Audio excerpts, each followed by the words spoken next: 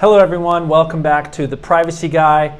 Today I want to talk about something that I noticed on my phone that many of you have probably noticed as well. And it's what Apple's doing to help protect users' privacy on iOS devices. Apple has been kind of the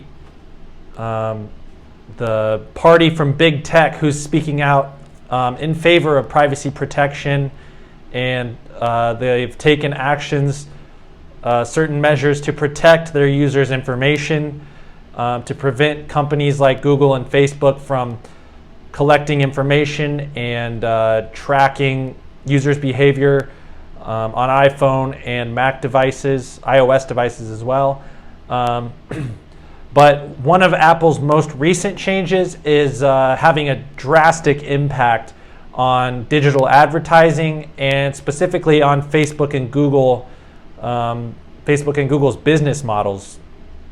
So you may have noticed, if you have an iPhone, with many of the apps that you may have installed, or when you're using Safari, you've probably seen some prompt that says, do you want to allow this website, or do you want to allow this app to track your location, or collect information about your browsing, whatever it may be. There's a number of different prompts that Apple has included in iOS to alert users when an app or a website is trying to collect information about you.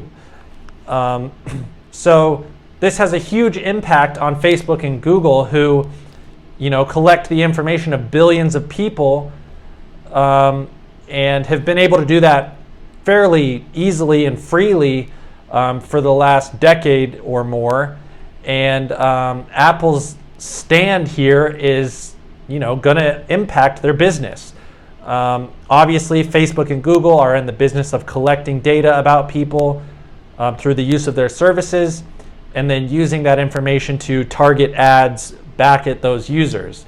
But if users are prompted, do you want to allow this certain tracker to collect your information, then obviously that takes a step down of the number of users that Facebook and Google are able to collect information about.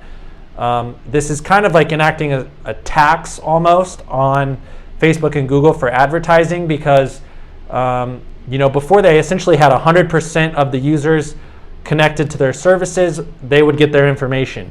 But now, if Apple prompts these users, only a portion of those users are actually going to allow the tracking to take place and allow Google and Facebook to collect their information.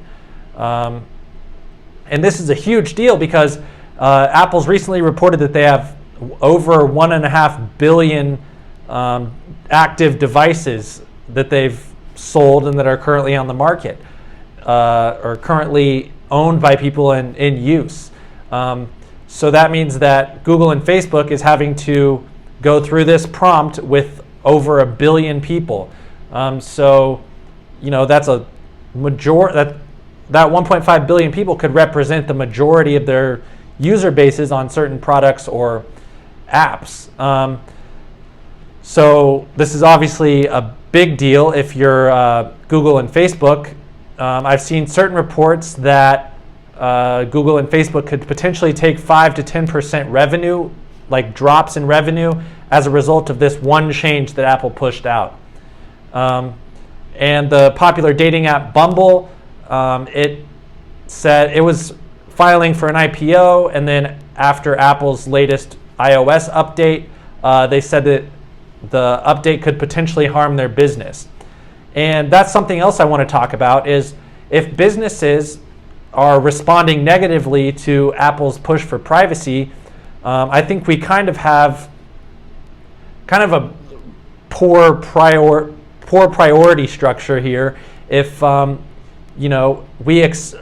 businesses expect to be able to collect users' data, and businesses are upset that a company or an organization the size of Apple is able to make these changes to benefit users and not benefit the companies.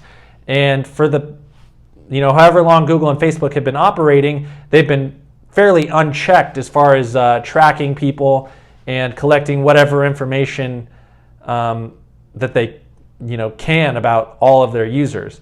So I think Apple's push is doing a lot to bring awareness to privacy. I think that's one of the biggest things, is a player the size of Apple is able to make these changes, and then people go, oh, well, I see why privacy is important and why Google and Facebook shouldn't have been able to collect my information like they've been doing for the past decade.